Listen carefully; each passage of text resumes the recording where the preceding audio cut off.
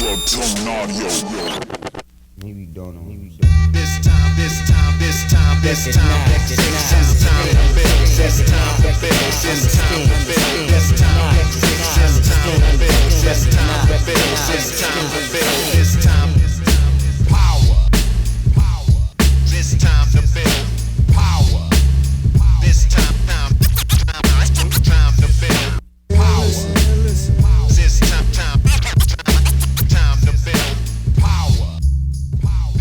What's up, everybody? I'm your host, Chris Hampton. And this is Taylor Fragomeni. And Taylor is one of our coaches, a climbing coach with tangent climbing, setter, climber. What else are you? That's basically it. Really That's interesting. it. That's my whole identity. It. That's all I am. And right now you're based in St. George, Utah. Did you say that with a country accent for a Did reason? I don't know. It's maybe it's the Utah accent that's coming out. Utah. Pretty sure there was a little country Utah. accent in there. That's how people say it there. I don't know. But you spent a lot of time in Bozeman, and Ten Sleep, I assume, is one of the closest big areas. Yeah, I lived in Bozeman for 8 or 9 years. And Ten Sleep was only 4.5 hours away. And so we always used to zip down there on long weekends, and I'd do some longer trips in the summer. It's a pretty special place to me. I've been climbing there since I moved to Bozeman in 2011. Yeah, we always used to joke that the best climbing in Montana was in Wyoming. And yeah, it was easy to go there all the time. I think I climbed almost everything from my first 10C to my first 13B there, which is kind of crazy. Really? Yeah, I've probably climbed there more than anywhere else. That's really cool. Yeah. I didn't even know that when I asked you to come on and do this. Oh, really? What, when, how to train for Ten Sleep. I knew you'd spent a lot of time there, but I had no idea it was that much. That's really cool. Yeah. Like your formative years. For sure. Yeah, that canyon has seen many versions of me, for sure. Let's talk a little about the Ten Sleep style. I feel like, it's a really similar rock to here in Wild Iris in some ways, but the style is pretty different.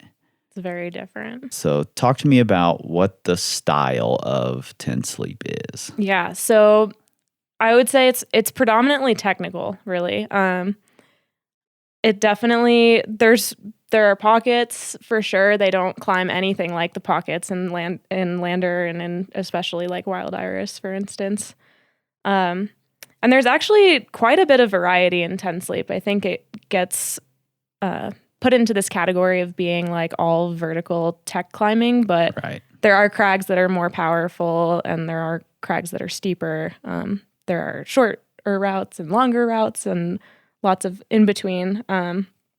But yeah, overarchingly, I'd say it's pretty technical. A lot of directional holds. There's a lot of options on the routes, which is really nice. When you say directional holds, just for the folks who may not quite understand what that is, let's explain there. Yeah, so not much down pulling.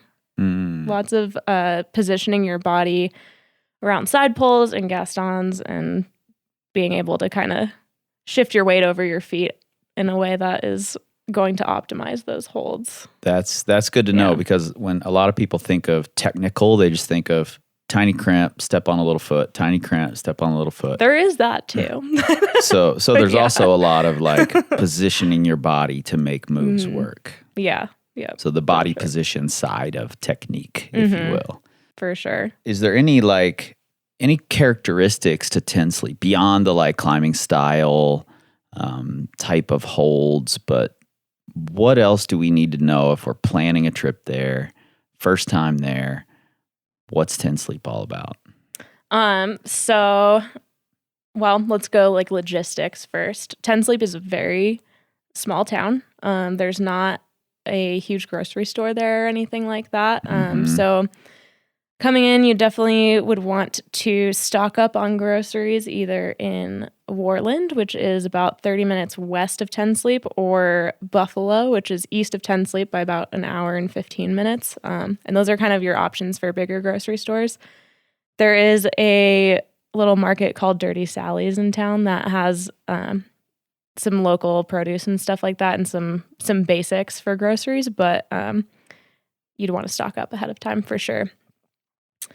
Weather-wise, it can be kind of volatile in the kind of shoulder season. So a lot of people go there July and August, and those have like always been the busiest seasons. They used to be kind of the prime season, but more recent years, it's been really hot those months. So now kind of on either side of that, like late spring, early fall tend to be a little bit better if you're trying to go red point things that are hard for you. But one of the cool things about Ten Sleep is that there's loads of climbs at every grade.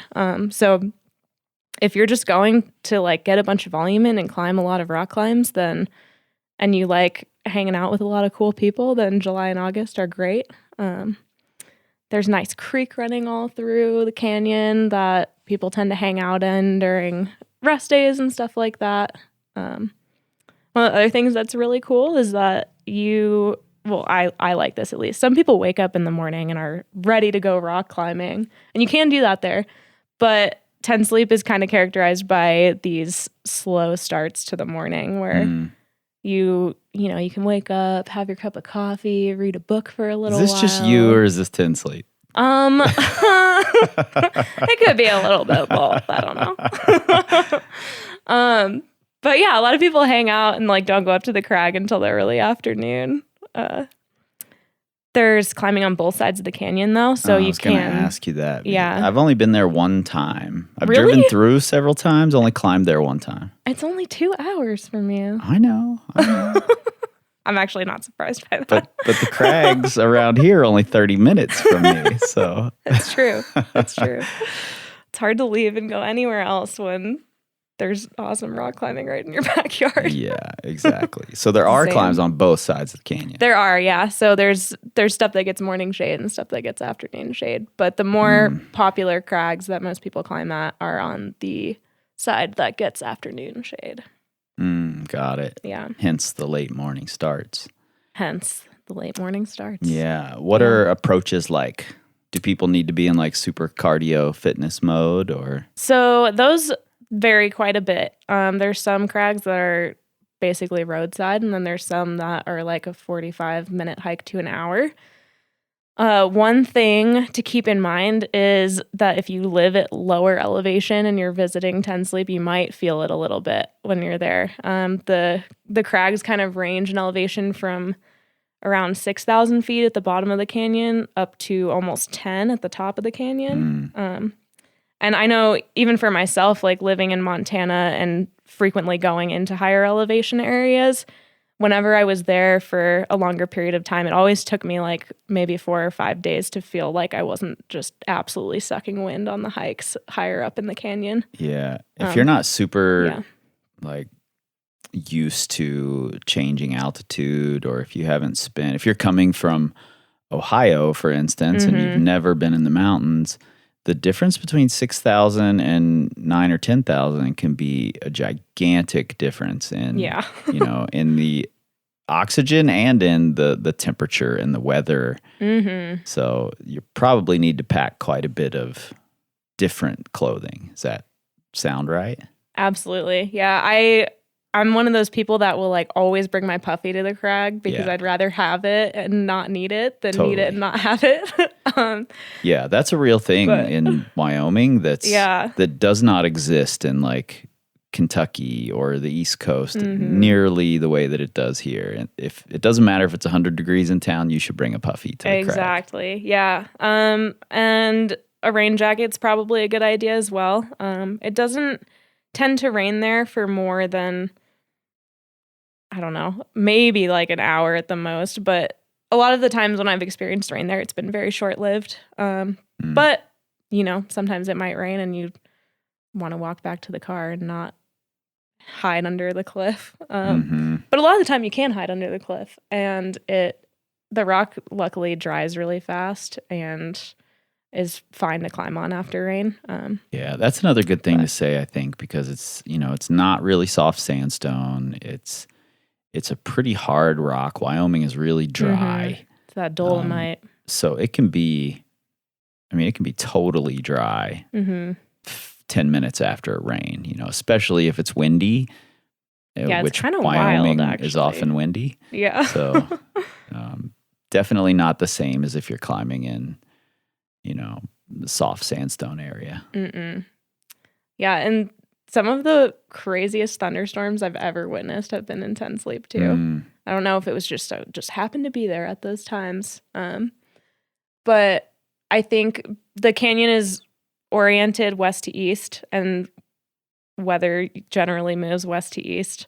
As it comes up the canyon, I think the air tends to compress and the storms get more intense the higher you are up in the canyon, which is kind of crazy. Sure. So that could be a thing to keep in mind too. Yep. Yeah. Yeah, totally. Equipment needed. So beyond just rain jackets and a puffy, is there anything we need for the climbing? Like, in rifle, if you didn't bring knee pads, you're not going to enjoy yourself nearly as much. Yeah. What's it like in Ten Sleep? So you don't really need knee pads much in Ten Sleep. I'm one of those is there people, anywhere in Wyoming where you need knee pads a lot? I wonder. I don't know.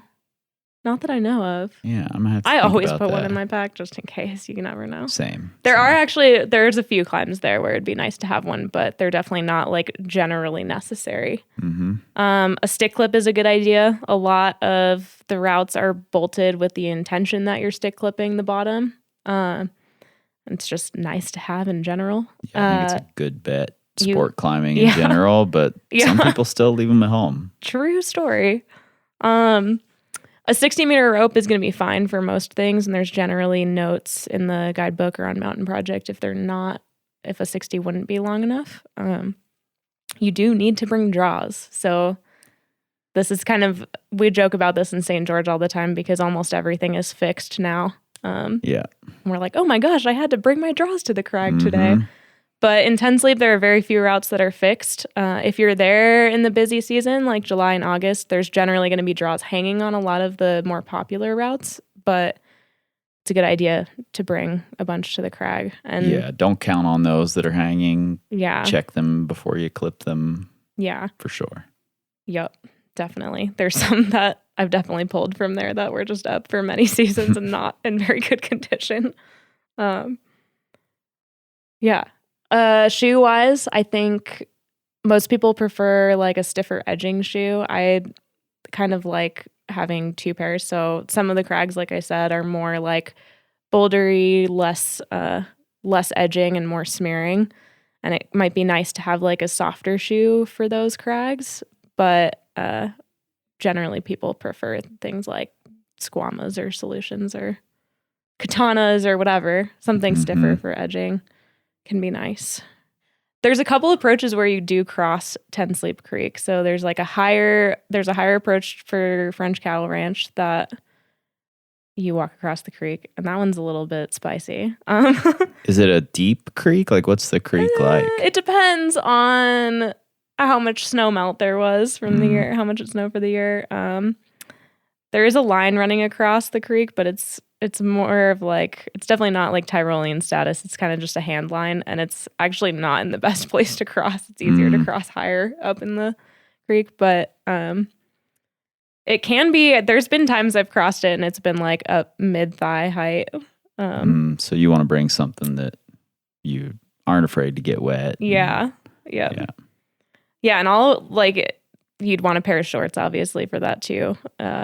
A lot of people will just bring like an extra pair of socks or an extra pair of pants if you're doing that approach. But there is an approach that doesn't require you to cross the creek to get up there as well. It's just a little bit longer.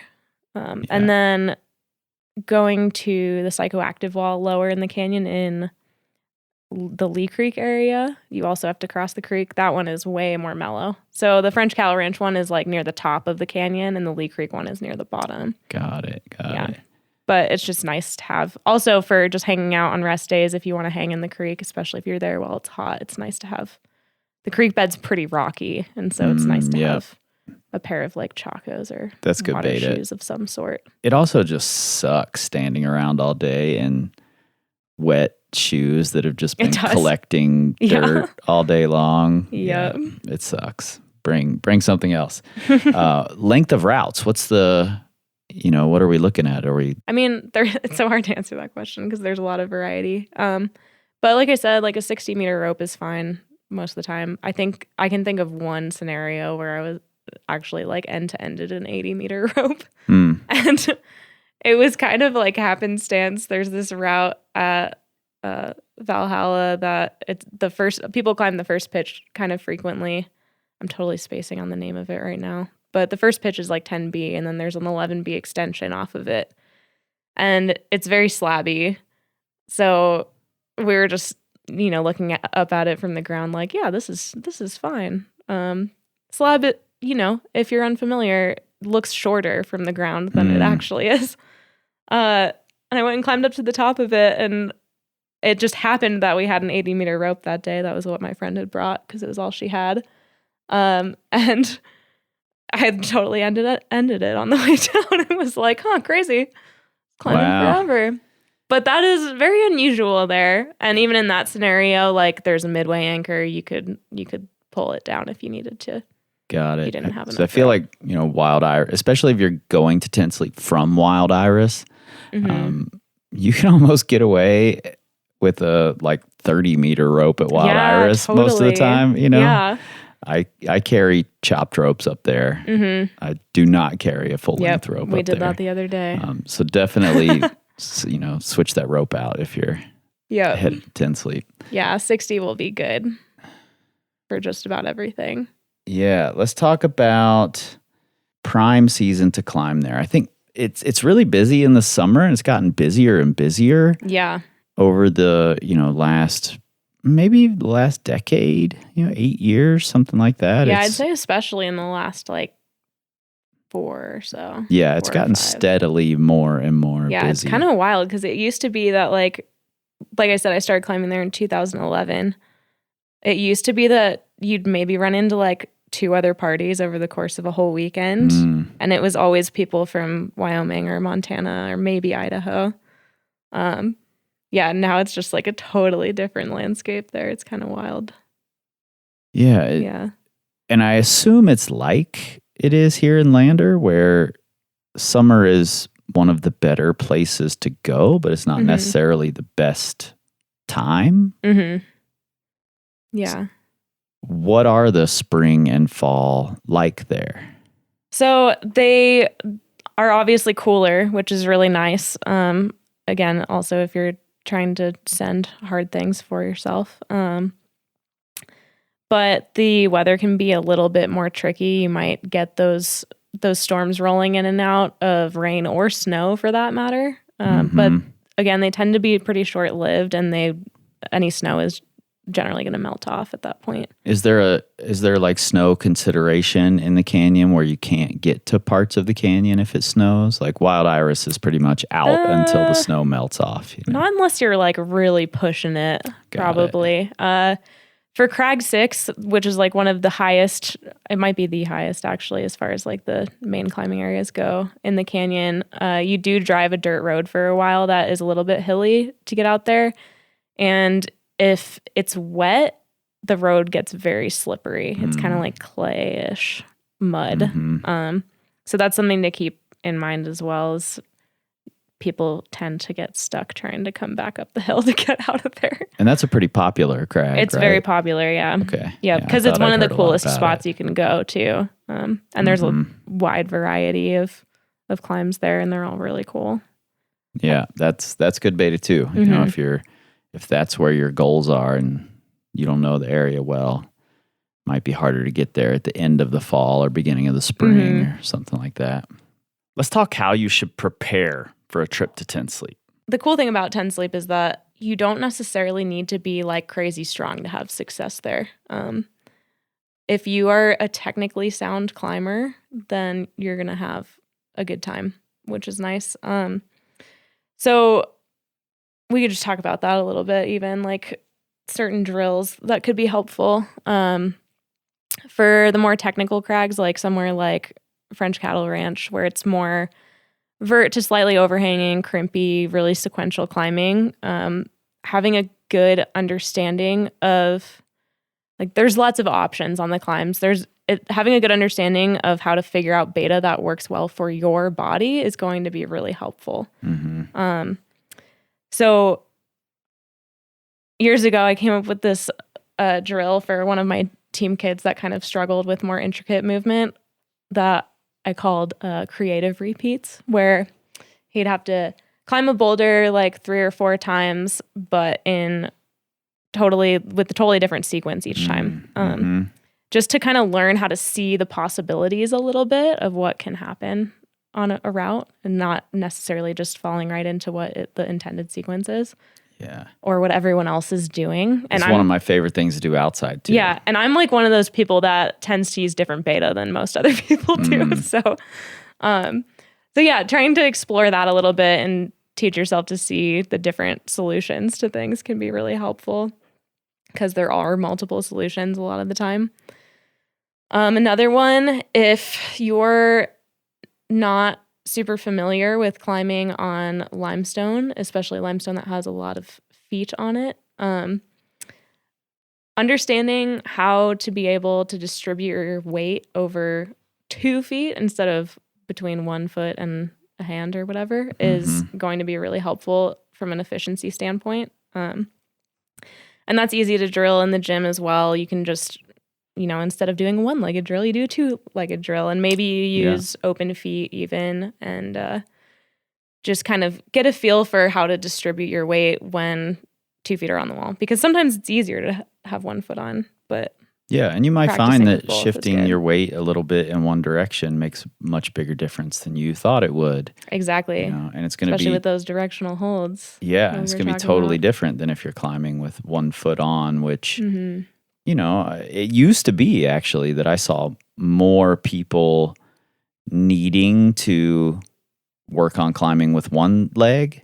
But now, as gyms have gotten more powerful and more dynamic, climbing with 1 leg at a time is more and more common. So maybe getting back to that technical, getting your weight over 2 feet is an important thing. Yeah, being able to balance between that point definitely helps.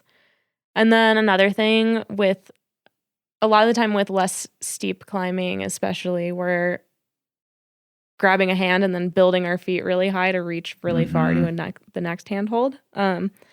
So understanding how to walk your feet up is really helpful too. Man, super important. Yeah. And I really like the tic-tac-toe drill for that. So every hand move you do, you have to do 3 foot moves. But it was always so funny having our team kids do this, because they would just tap footholds really quick with their feet. And don't do that. That's not going to help. You have to actually transfer your weight from foot to foot as you walk your feet up. Yep. That'll be really helpful as well. So those are the big technical standpoints. I think that one's a really good one. Yeah. We should talk about for a second, because Sure. if you're a gym climber and most of your time is spent in the gym, then you're almost always in this paradigm where you're looking for the footholds. And oftentimes what you're talking about is when a foot's so high that you can't really just step up to it. You have to sort of paddle your feet up the wall to get in place, to be able to put your foot on and shift your weight over this foot. And that might mean you're stepping on things that don't look like footholds to you. Exactly. Just smearing straight on the wall, and finding the way that you need to weight those is really valuable practice for climbing outside, particularly in technical areas. And part of that comes from the wall angle too. On steeper terrain, you can just move your hips away from the wall and high step maybe a little bit more easily. But on thin holds, on more vertical terrain where you have to stay tight into the wall in order to hold on and keep your weight over your feet the whole time, you can't really do that. And that's where that walking up becomes more encouraged than just having the hip mobility to high step. Yeah. Another thing I like to do for folks to help them kind of learn that paddling their feet up the wall is, especially if you're in a gym that has a textured wall of any kind, it's going to be a little harder on plywood, but absolutely still doable. Get on a vertical wall and just try. You may not be able to do it, but try to match your foot where your hands are over and over just to see what happens, almost like you're mantling onto every hold, because it's going to force you to have to lean away from the wall a little bit, apply pressure so that you can get your foot high enough, just on the wall, and then try to rock over it. Yeah. And I think it'll teach you a lot, even if some of the moves you try like that are impossible. Totally. Could try just standing in T-nuts. That's always a fun thing to do too. Yeah, walk totally. Your feet up. That's a really important point. Like your gym probably doesn't have any small footholds. Probably not. Most gyms do not. Yeah. The holds that you think are small footholds are giant in comparison to some of the little tiny feet that you're going to find on limestone. Even on 5'10s, 5'11s, you're going to find tiny little feet that are way smaller than what you're climbing on in the gym. Yeah. Yeah. And it's worth stating too that trying to practice turning good footholds into bad footholds in the gym is going to be helpful too. Yep. So what I mean by that is like intentionally standing on a poorer surface of the hold, or maybe if you've got a blocky hold, maybe you stand on the side of it instead of on the outside, or on the top rather. That can be a really helpful thing to practice as well. Stand in the bolt hole instead of standing in on the actual hold, stuff like that. Exactly. And if you've got a home wall, of course, buy our tiny little feet. Of course. We've got a bunch of them. So. Is there a grade in 10 sleep where things seem to shift? Like, in some areas, it's 512 becomes this grade where you really have to learn how to shake out, or your finger strength has to be considerably better to make this leap from this grade to the next. Like, for instance, in Wild Iris, the pockets are pretty big until you get to 513, and then all of a sudden you've got some pretty small, heinous little pockets. And I don't know if there's one 514 in Lander that doesn't have a mono on it. Wow. Something like that. Is there something like that in 10 sleep where you see a big shift happening? I'd say, I think, once you hit 513, the holds definitely get smaller by quite a bit.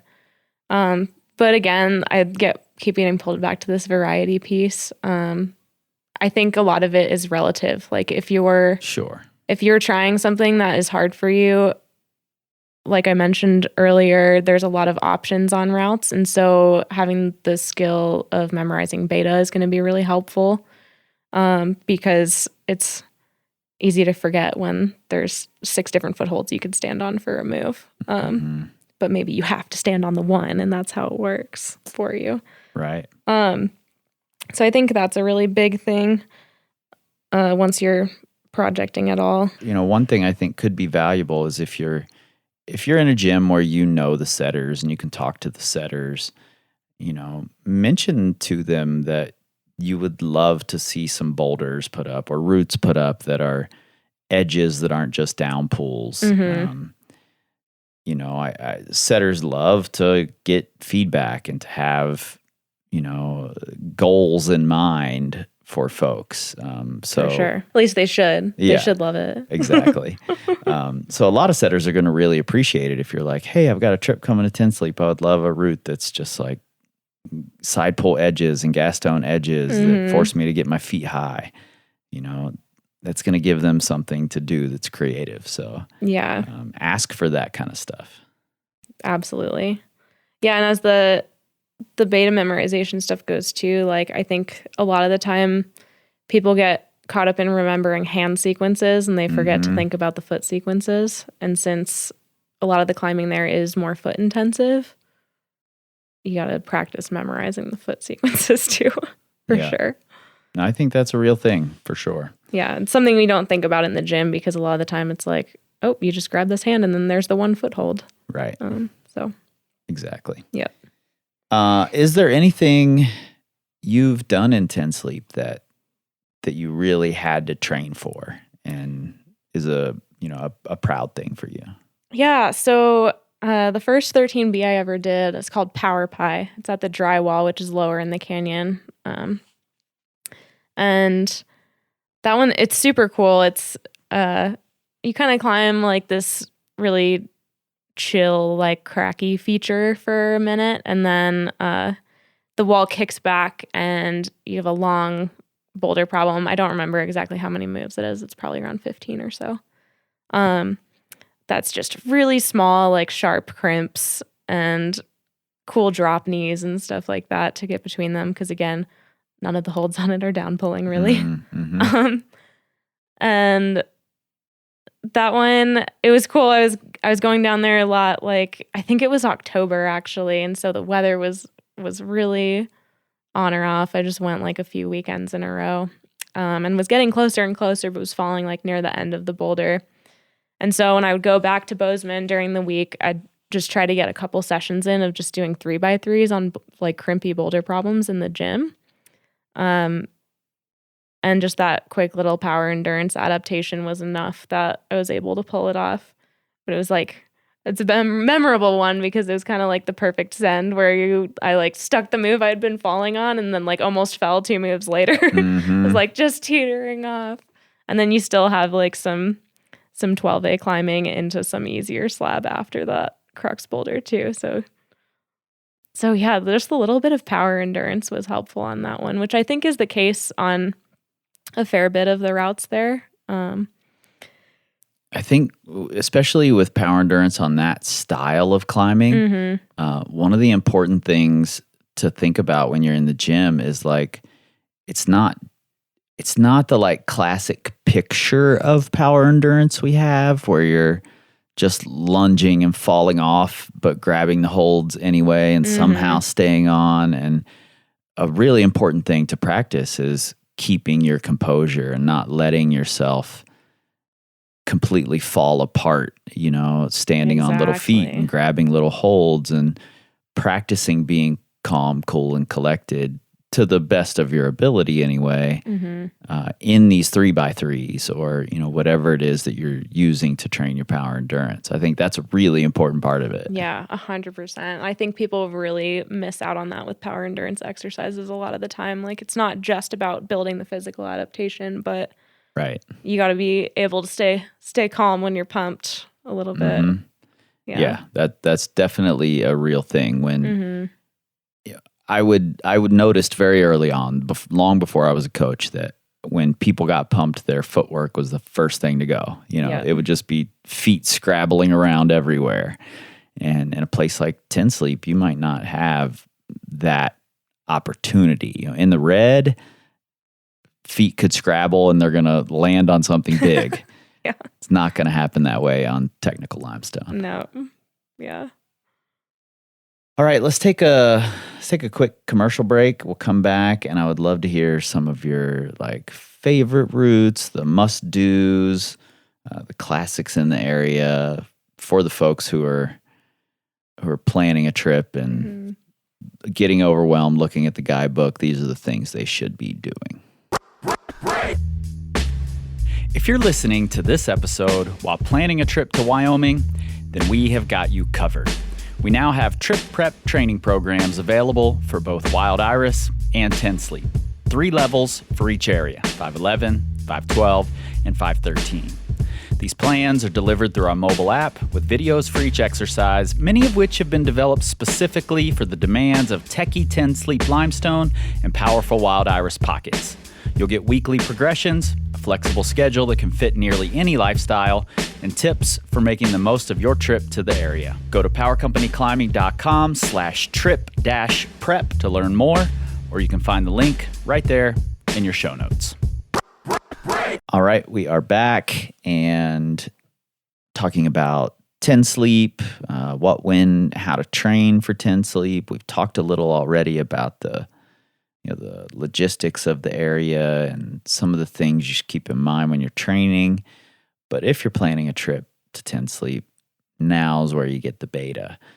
Let's talk about the absolute must do's. These are the ones at each grade or so that sort of just say this is 10 sleep when you're climbing these routes. 5'10" or under. So the ultimate classic in the area is called Beer Bong, and that's at the Downpour area, and it's 10B, and it's just some low angle climbing up into this crazy like scoop chimney feature. And the reason it's so classic is that you can actually turn around and face outward into the canyon as you're stemming up it, which is a gorgeous view and just a very like it's got quite an exposure factor. Yeah. For being a 5'10".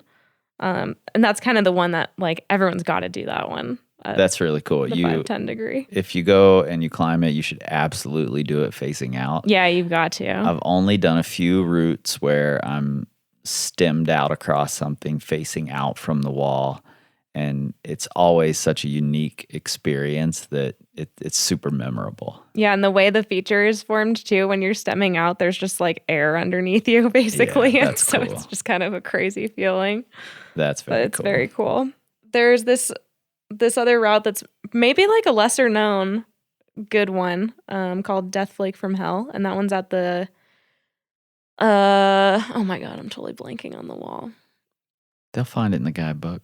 Yeah, they'll find it. Actually, I went and found it for you. The wall where Death Flake from Hell can be found is Wall of Denial.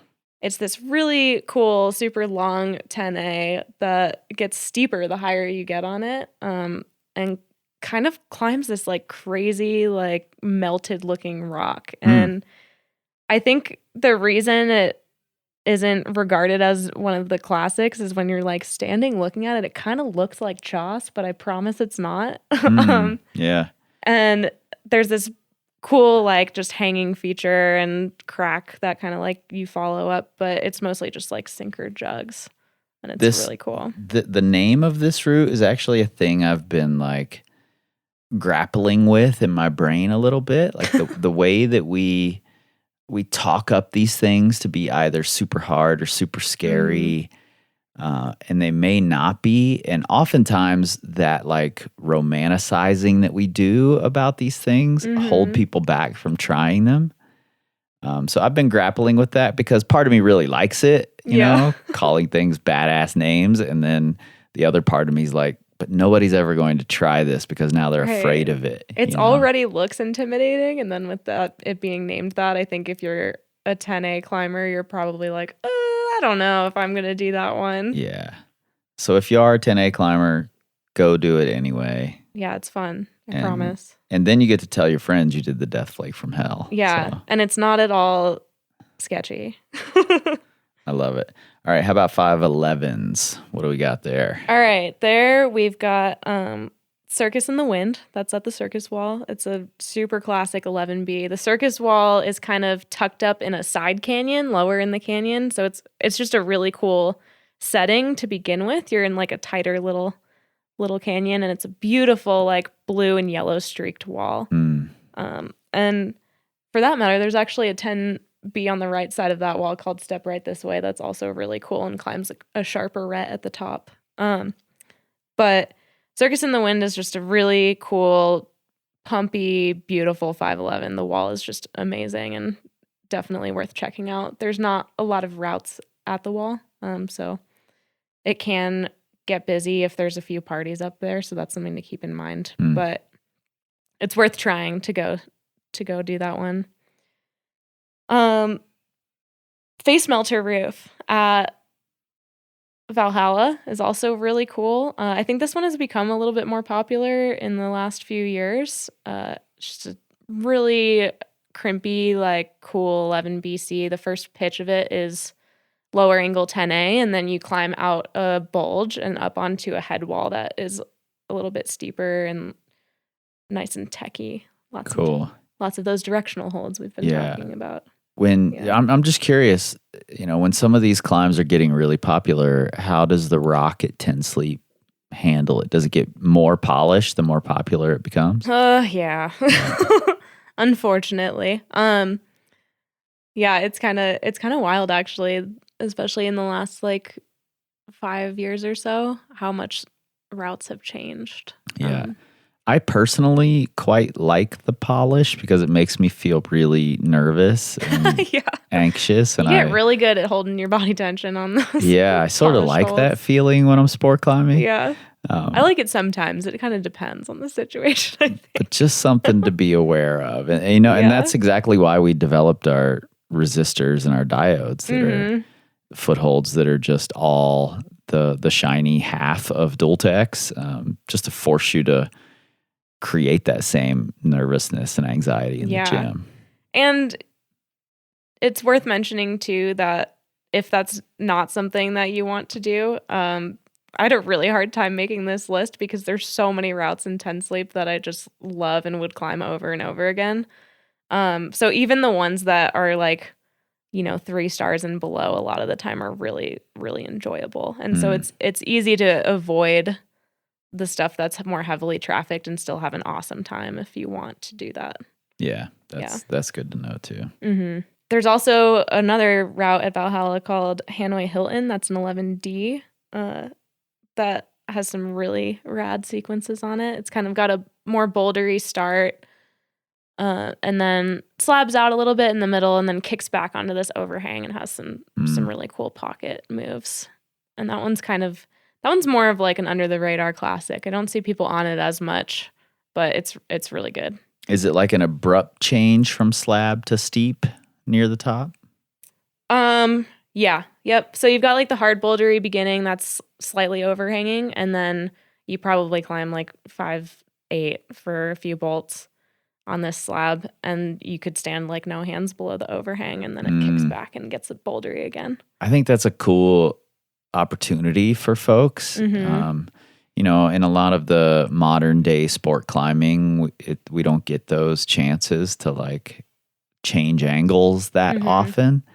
And I think the slab to overhang angle it's a really common angle in like more adventurous climbing. And it can be a little heady going from easy slab to a steep wall. So yeah, and something I totally forgot to mention earlier too, as far as like skills that are important to have in 10 sleep, being able to rest on route is a big one for sure. But pacing is huge because there can be variety in the difficulty of the climbing on the route. And this is just true for sport climbing in general, I think. But if you're used to primarily climbing in the gym, things tend to be set to be very consistent. Right. And that's not generally the case there. So understanding how to change your climbing pace, whether that is tension or effort or speed, is going to be helpful as well. Yeah, that's important. Yeah. And, you know, for the folks who may not have ever really delved into thinking about pacing, would you say it's a general rule that technical climbing is a little slower? As it gets steeper, you should be moving a little faster? Or what's your thought there? I think that's a general rule for sure. Like everything with climbing, there's always going to be exceptions. You know, if it's low angle terrain that's easy for you, then maybe you can just run through it and save your feet a little bit. Or if you're really comfortable on that terrain, then you can move more quickly through it, even though it's tenuous. And then with the steeper stuff, obviously you're on your arms more. If you're someone with endless endurance, then maybe you can afford to move more slowly. But if you're not, then being able to pick the pace up a little bit can be helpful. But since a lot of the holds in 10 sleep, even though they again don't climb like the pockets of Lander, are pockety, sometimes you can't like move super fast through certain overhanging sections. You might have to slow down and be a little bit more precise. So that can be something to keep in mind as well. Got it. And you can play with it in the gym by like making link ups or just artificially changing your speed and kind of noticing when it makes sense to do what and why. That's a cool idea. The link up, like find two sort of disparate styles that are near each other and find a way to link between those two and have to change your style and your pacing mid boulder, mid route. Yeah, and you can do it multiple times even. Like a lot of gyms have more than one route per draw line. And generally there'll be like an easier one and a harder one. And so you could play with, climbing the easy bottom into like a boulder problem on the harder one and then going back to easier and vice versa. Yeah, I like that. Just learn how to do that a little bit. Let's talk 512. What are the 512s. must-dos? Sleight of hand at the drywall. This is lower in the canyon again. It's 12A. It's very cool. Just very classic 10 sleep. Vert, techie. A harder boulder at the bottom, but still very continuous after, actually. So we get that variety piece in there again. You're all about the variety. There's here. a lot of variety there. Well, everyone's always like 10 sleep is soft and everything's vertical, and that's just like not true. But it's funny because I used to be the exact same way. Like when people would be like, "Well, the red's just overhanging endurance." I'm like, "No, it's not. It's got this, got this, got this." But in doing all of these episodes, everybody I've talked to, when I'm like, "Let's talk about the archetypal style, like the style everybody thinks of," and everybody's like, "Well, there's all these other routes too, and we have to talk about them." I'm like, okay, I get it. All right. So yeah, sleight of hand is archetypal 10 sleep for sure. Very good. Not as heavily trafficked because the drywall is not one of the most popular crags, and it's also generally if you're there in July and August, it's going to be too hot to climb at that wall because it's lower in the canyon. And it gets sun most of the day. But if you're there in the shoulder seasons and you just want to climb the ultimate 10 sleep style, then sleight of hand is a great one. That's the one. Yeah. And the next one I had was this route called Tricks for You. That's at Super Radic. That one's also 12A. That one I have a fun story about. This one is also archetypal 10 sleep style. But I remember being up at that crag one day, and there was kind of a bit of a storm rolling in. You could you can smell it in the air. You're like, there's thunder coming. But I was like, I gotta do this route. The draws are up. Like I'm gonna go up and clean it. I want to climb it. And this one's a little bit more slabby, and it's very, very techy. A lot of small crimps. And as the storm is rolling up the canyon, the wind is picking up more and more. And I remember being on the techie like slab near the top and just trying to like run up the slab between gusts of wind because I was getting like blown off the wall basically. It's really balancy, and so like a gust of wind could easily teeter you off balance enough to throw you off the route. Mm-hmm. And Wyoming wind can be vicious. To hold on, but it was very memorable for that reason. Awesome. Yeah. That one is really cool, and I don't think that one gets as much traffic as it probably deserves as well. And then in the 10 or the 12 plus range, one of my favorites is Esplanada, and that one's 12D. I think the guidebook says you'll swear it's 13A. But it's really cool. That one's at the Grasshopper Wall in FCR, and it's really interesting because that wall tends to be very crimpy, technical, a lot of edging and stuff. And Esplanada kind of has a different style, even though it's nestled in with all of those other ones. It's bigger moves between pockets and more in-cut holds. It's a little bit steeper at the bottom. More power endurance-y for sure. And then it's topped off with just a techie, less steep boulder problem that spits a lot of people off. So it's one of those ones that when you do it, you're either relieved or, maybe you're sick of it at that point. I don't know. People fall going to the anchors a lot on that one. I actually love it the most when it's like a techie slab sort of boulder at the top instead of like some hero boulder problem that finishes with a dyno. Falling off there makes sense, but when it's turned into super slabby and just no holds, it's really frustrating to have a hard time up there, and I love that. Yeah, it's really cool, and there's some options on it too, and so you might figure out one beta and then get up there on the red point and be like, oh, this is not the way to do it on the red point actually. And so I think that gets people a lot, and the holds get smaller at the end too. So if you're pumped from all the the more powerful climbing earlier in the route.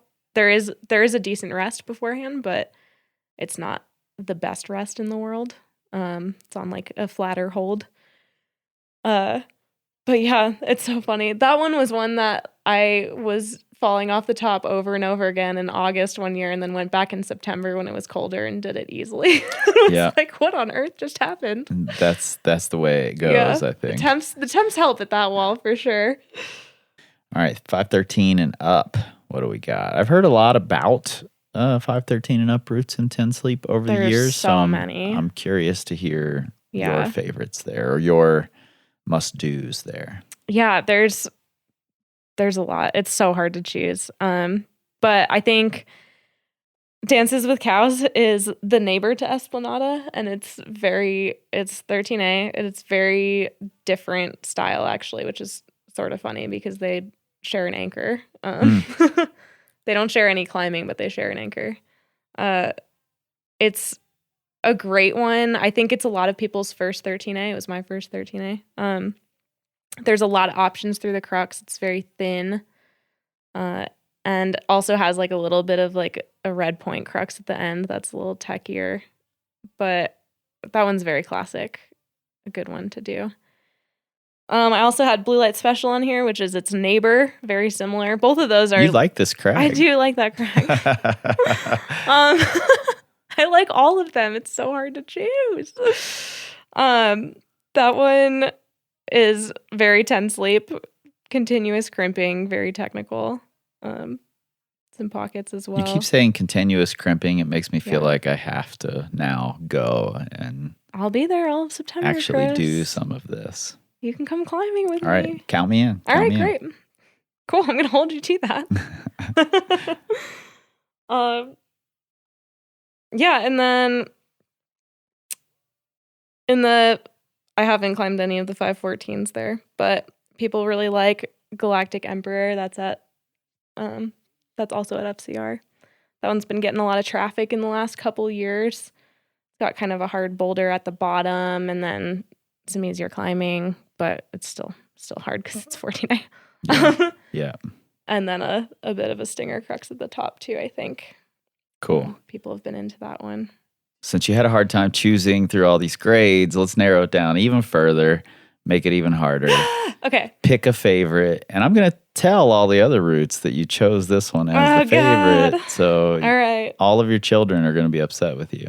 Okay. Well, this is tough, but I feel like the routes that I choose as my favorite always have more to do with like the overall experience than the actual climb itself. Of course. So if I had to choose one, I think Holla at Crag 6 would be the one. That one's 12D. That wall is probably about 100 feet tall. It's one of the taller walls in 10 Sleep. And Holla has like a bit of a crux at the beginning and then a nice rest. And the reason that I had such a great time on this one was because of the beta that I used through the middle of the route. And I was trying it with a couple climbers that were like over 6 feet tall. And I'm 5'5". I'm not short by any means, but I'm not 6 feet tall. And there's this one section, it's not a crux of the route by any means, but they were just like back flagging through and reaching from pocket to pocket on it. And for some reason, the positioning of the foot it didn't feel good to me to like do the move statically. And so I just launched off of a lower foot and kind of did this crazy barn door toss. And then you have to traverse across on some smaller pockets. And they were kind of matching across, but the feet were just low enough for me that matching across felt like it was spanning me out too much to the point where I couldn't load the feet as well as I wanted to. Yep. So I ended up doing this barn door toss into a full rose move, like fully turned around, like head under my arm. Hero shit. Yeah, and it was so cool. And I remember coming down at one point, and one of the guys that was tall that was trying it was like, dang, that looks like way more fun for you. And I came down, I was like, maybe this beta is stupid, but it's so cool. I'm like gonna do the route like this. And it worked out really well. I love it. And it was such a funny one too, where the day that I sent it, I was like feeling kind of trashed and not that psyched, but I was like, oh, whatever, I'll just try it one more time. And I ended up doing it that go, but I remember getting to there's one last kind of slopey-ish rest before the red point crux. And I hate resting on route. I get so impatient. I just want to keep climbing.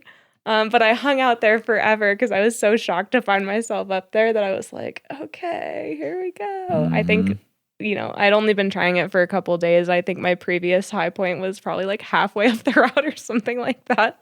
I was like, here we are. I'm not even sure I fully remember the red point crux, but the preserve the send rest. Yeah. Stay there way longer than you need to. Yeah. And the view at the top of that crag, like when you clip the anchors and look out, is just amazing too. And so that's one of my favorites, mostly because of the flying barn door toss into rose move sequence. That was really cool. That's the first time I've ever heard all of those words put together I know, in one right? sentence. It's a unique experience. That's why it's one of my favorites. I love it. What about the overlooked classics? What are the hidden gems around Ten Sleep that you've done, nobody ever talks about, but they're out there? I think I mentioned Step Right This Way already at the circus wall. That's just a unique feature, which is really cool. Like super sharp arete at the top of the wall. That's a good one to do if you find yourself up at that wall. This next one is definitely a hidden classic because I don't think people climb it very much, but it's called Pre-Spice Below. It's a 10C that is at the El Dorado Coral Club, which is an area in FCR that has a lot of 510s, but doesn't house like tons of classics really. That wall's a little bit chossier. But this route is really cool. It kind of climbs up this huge detached block and it's really long. But you're climbing on the left feature for a while, like up in a arete at the bottom, and then you're kind of climbing on this slab. And then the wall tips back and you get closer to the main cliff on the feature that you're climbing on, and you actually stem between the main cliff and this hanging arete. And it's just a really unique position to be in. I hadn't really climbed a feature like that before. And then eventually you get higher on the route and you have to transfer back onto the arete. That's cool. The other cliff. So that one's pretty cool. I love anything unique like that. Same, yeah. That wall also has an 11A called Crossbow Chaos Theory. That one's maybe not so much an overlooked classic, but I don't always hear people talking about it a lot. It's just a really cool 11A that has a little roof in it, a little roof pull, which is fun. I already mentioned Hanoi Hilton earlier.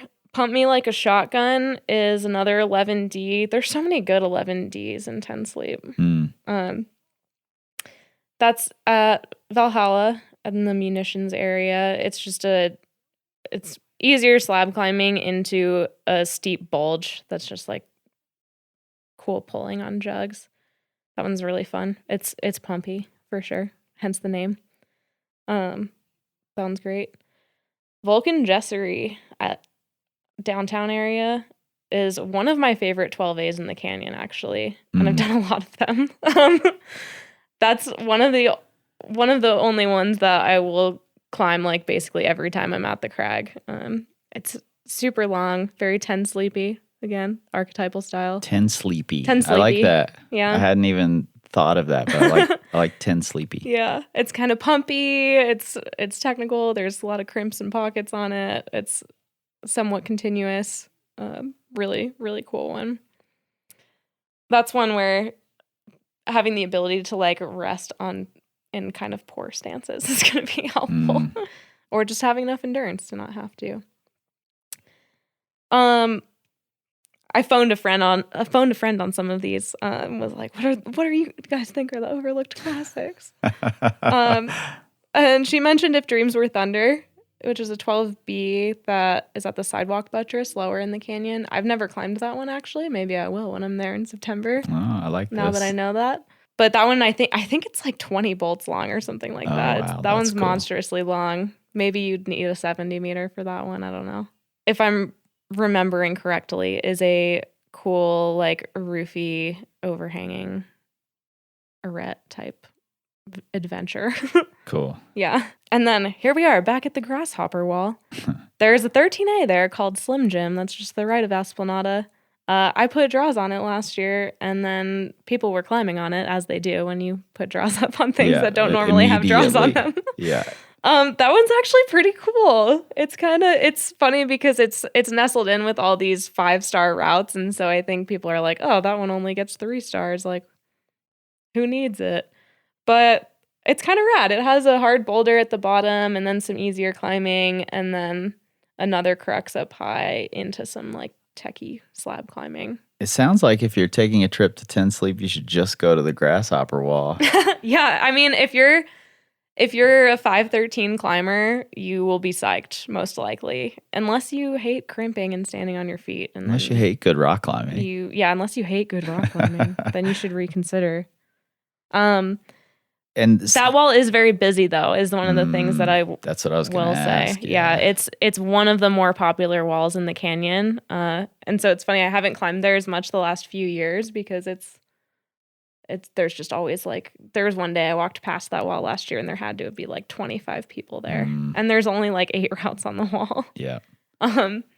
So that's something to keep in mind. If you're there in the shoulder seasons, it's definitely worth it. But it is higher in the canyon, so the weather can be a little bit trickier too. Sure. But the nice thing is, you know, you can go up there and just see what the deal is. Sometimes you'll get lucky and everyone's resting for the day and there's not many people at the crag. So it's easy to go there and check it out and then walk to walls that are on the periphery, like have a backup plan, basically. Yeah, that's one of the things I like about Ten Sleep. You know, Lander sort of has this setup as well where all the walls are sort of connected. Is there a best place in Ten Sleep to go for folks who have like a big group of people that they're with at a wide variety of grades? You know, I think that's more and more common nowadays to have a 513 climber climbing with a brand new climber, and everything in between. So where should those groups be going? Yeah, this is one of the great things about Ten Sleep is that there's actually a lot of options for that scenario specifically. Downpour wall is really great. There's everything from like 5.7 to 13 plus within the area. Cool. And downtown is really good too and tends to be less busy. There's, again, within like a less than 5 minute walk, there's everything between 10 minus and 13 plus. And FCR is good for that. You've got, that one's a slightly more spread out. So, you know, you might find yourself like more scattered if you're in a group. And that one is maybe slightly, there's a couple good 510s up there, but that one's maybe slightly better if you are in a group that's like, we have people that want to try like 11 plus 12A and people that want to try like 13 plus up to 13 plus. Got it. So that's something to keep in mind too. Lots of classics up there. Is that French Cattle Ranch area one of the more popular areas? It is, yeah. I've heard that name a lot more than the others, and it's the only area I've ever climbed at. So. Oh, okay, nice. Yeah, so especially the Shinto wall is just this big, beautiful wall that has a bunch of, like, everything on it is like 11D to 12C, I believe. That wall is really, really popular for climbers that are working in that range. And then Grasshopper is the other really popular one in that zone. But there are other little pockets of climbing in between there. Oh, there's also the back 40 wall up there too, which is very similar to Shinto, but is all like 511 climbs. So it's kind of fun because you've got like those 3 walls, Shinto, back 40, and Grasshopper are all like the archetypal 10 sleep walls. And one's like mostly 511s, one's mostly 512s, and one's mostly 513s, which is kind of cool rad. To have. Yeah. And they're all within like 10 minutes of each other, maybe. Awesome. So, yeah. And then Crag 6 is a good option for that as well. Again, that crag can also get busy, especially in the hotter months. It gets a little bit more finicky in the less hot months because that is the highest crag up.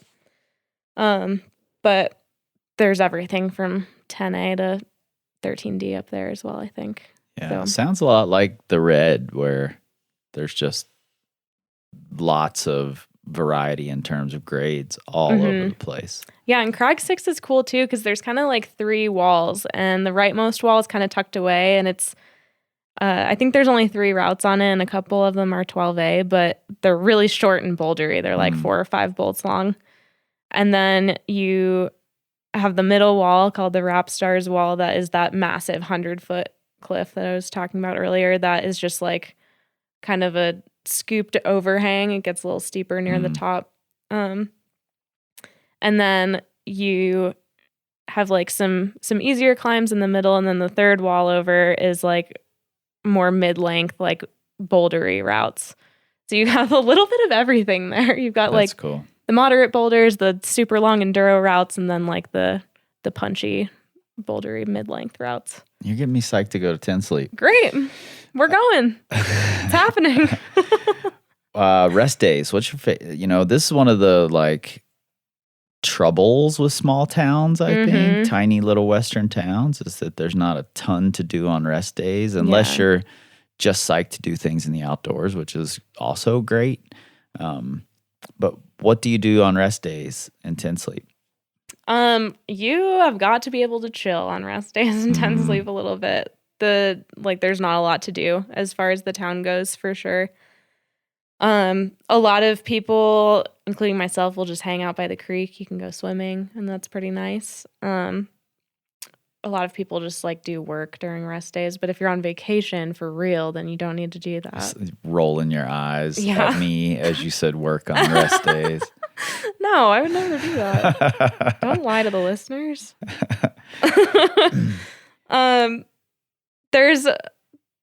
There are cool hikes like higher in the canyon. You can, if you are like an active rest day person, going for a hike is a great thing to do. It's really beautiful there. You could go scope out whatever crag you're trying to go to and see what the deal is. Are there good restaurants in town?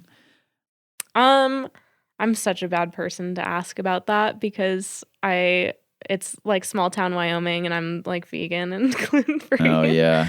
There are a couple. So there's like the Sleepy Coyote. I think there's a brewery in 10 Sleep the now. 10 Sleep Brewery. They don't generally have food. They'll have like food trucks sometimes that come. Got it. But their beer is good, and a lot of people do hang out there. I've also heard a lot about Dirty Sally's ice cream. Yep, yeah, that's definitely a rest day activity. Just go hang out at Dirty Sally's and eat all the ice cream. Yeah. Do you have first off, are you an ice cream eater if you're vegan? No. That would mess me up at this point, I think. I'm going to ask Lana. I like coffee, though. I'm going to ask Lana to tell us her favorite ice cream from Dirty Sally's because I know Lana's very detail-oriented in her ice cream. I know. We actually were just talking about this a couple of days ago. I ran into her. You are normally like very against me recording you. You were strangely non-combative this time when I asked. I mean, we're talking about ice cream. I'm willing to talk about ice cream pretty much anytime to anyone on any platform. I figured That's how strongly I feel about it. Yeah, I figured that was probably the case. And sadly, I have developed a lactose intolerance. So I will never eat at Dirty Sally's most likely, unless I just accept that my stomach's going to hurt the next day, which is worth it. But is it? I'm not sure. Well, can you just take one of those pills? I haven't tried that yet. Maybe. That seems like worthwhile, at least, to try. Okay. I'll give it a shot. When we go to 10 Sleep, I'll give it a shot. Okay. I need to know, everyone out there listening needs to know your personal favorite Dirty Sally's concoction. I will say that I'm a little leery to share this out and put it out there only because they often run out. And now I feel like I'm only increasing the chances of them running out. But do it for the greater good. For the greater good, because I'm not one to gatekeep my ice cream secrets. Yeah. Okay. So you're going to go to Dirty Sally's and you're going to get ice cream. That's just a no-brainer. especially since you're probably in 10 sleep in the middle of a hot summer and you climbed all day. So it's going to taste extra good already. But then you have to make some decisions on your flavors and size. You're going to get 2 scoops. That's the right choice. And so you have to choose a cone or cup, a receptacle large enough to accommodate such a capacity. A receptacle large enough to accommodate. Well, I'm just saying. And I prefer like a kid's cone, like a sugar cone, because I like how the ice cream sinks in the bottom better. But if you're a waffle cone person, go for it. I just find those to be a little more drippy, at the bottom.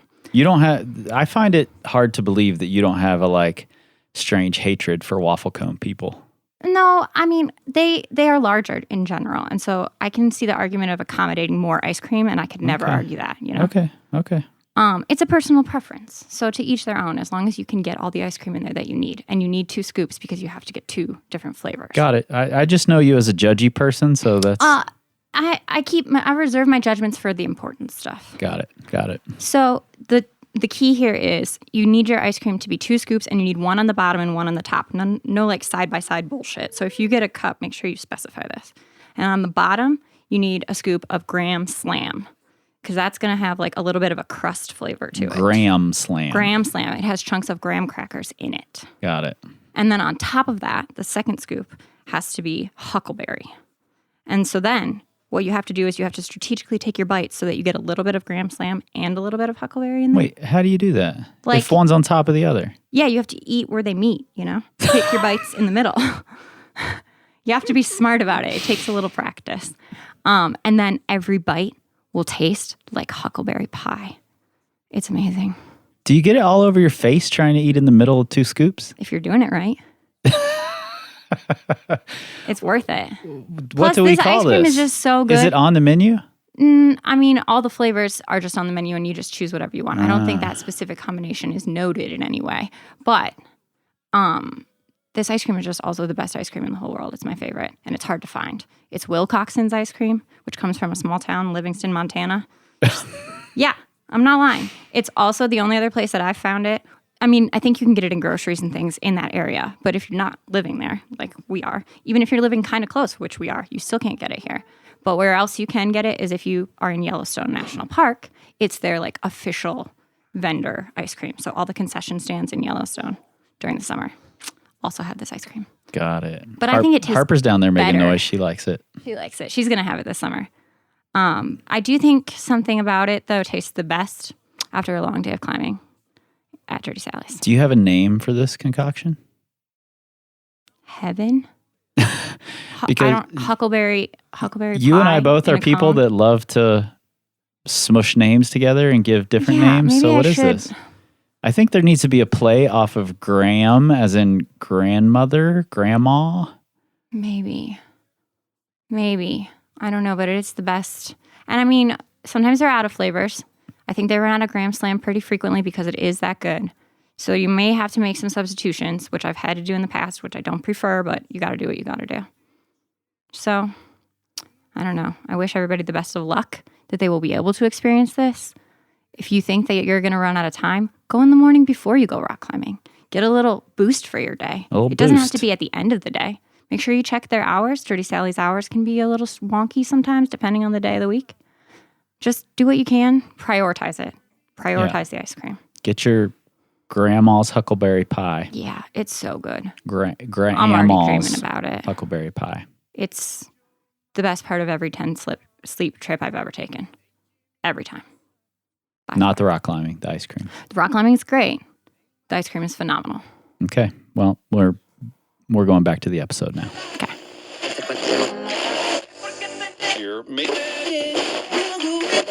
Coffee. Are there coffee shops? So Dirty Sally's has coffee as well. Got So it. you can get coffee there. Okay. That's kind of it, though. There's not much to do in 10 Sleep if you're looking for like fun activities that are not outdoor related. Yeah. There is Thermopolis is how far away? Do you know? I don't know, but that's like between here It's and there. between here and so- there, so probably an It can't- hour, yeah, it can't be more hour than an plus hour or a so. little. And Thermopolis is a cool little hot springs town. That's definitely an that option too. has like pools that are fed by the thermal Mm-hmm. hot springs, and so they're in different different temperatures. Some are really hot, some are more like swimming type pools, but none are cold water. Yeah. And those are kind of neat and fun. And there's a lot of fossils and dinosaur stuff in the museums there. I've actually never gone there. It's a pretty neat little area to explore. Feels really touristy, so if you're in for that kind of thing.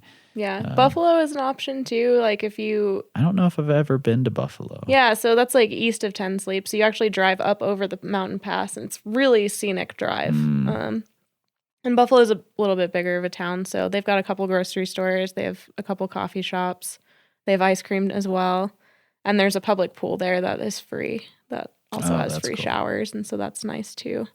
Cool. Yeah. What's the camping situation like in Ten Sleep?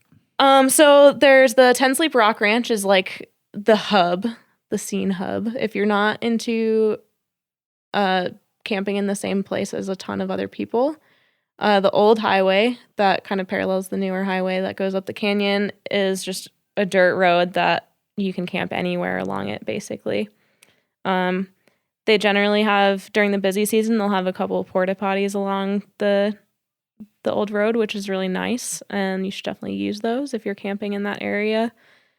And at the bottom of the canyon, like right at the start of the old highway, there is a Forest Service campground as well. And there you can actually camp for free in the off season, like when it's closed. So you won't, like when it's open, there's a campground host and there's water and stuff like that.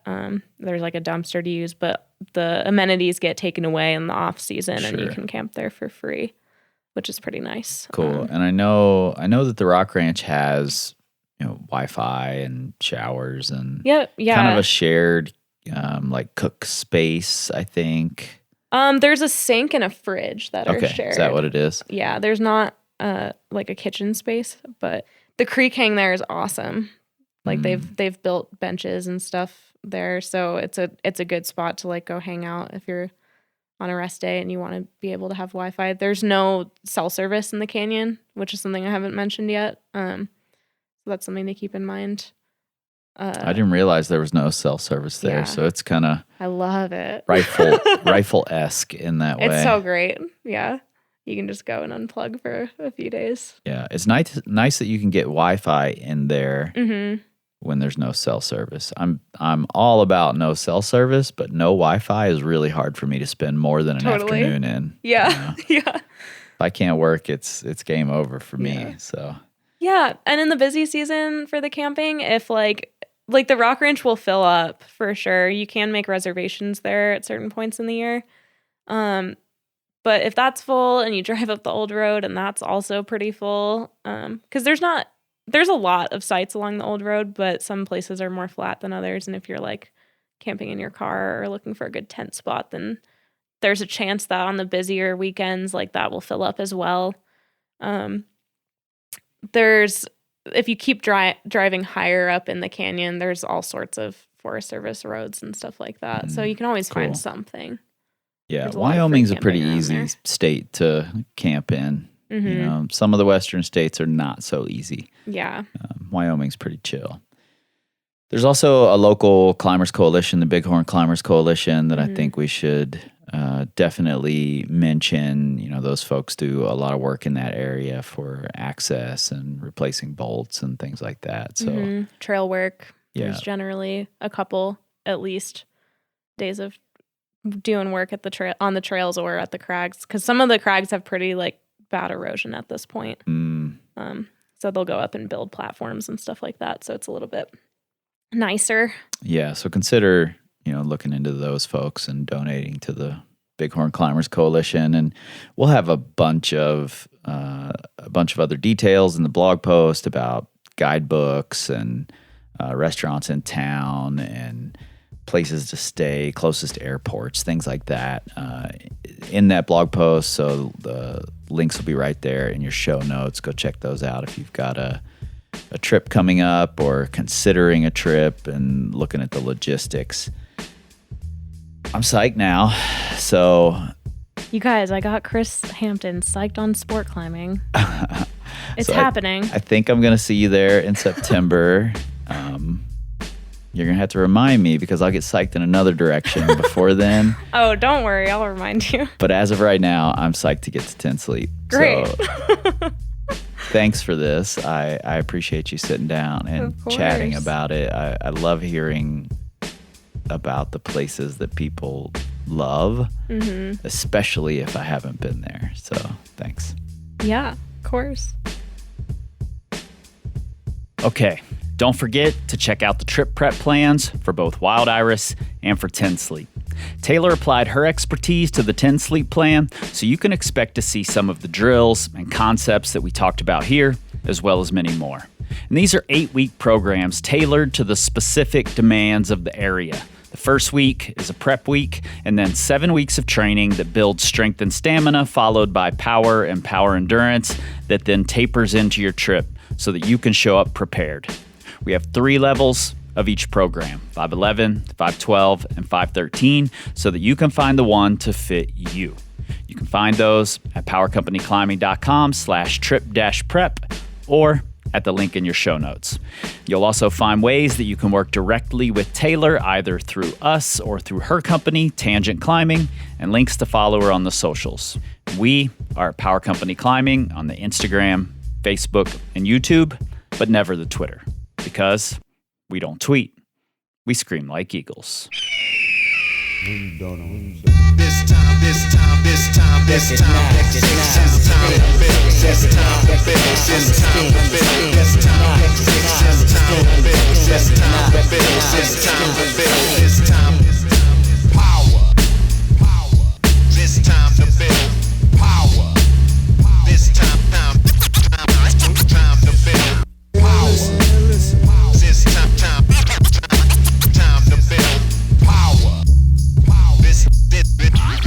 This time to build power. This time to build power.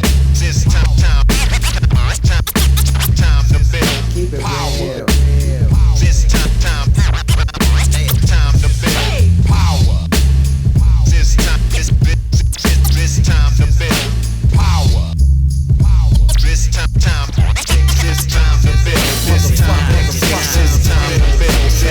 to build. This time to build. This time to build. This time to build. This time to build. This time.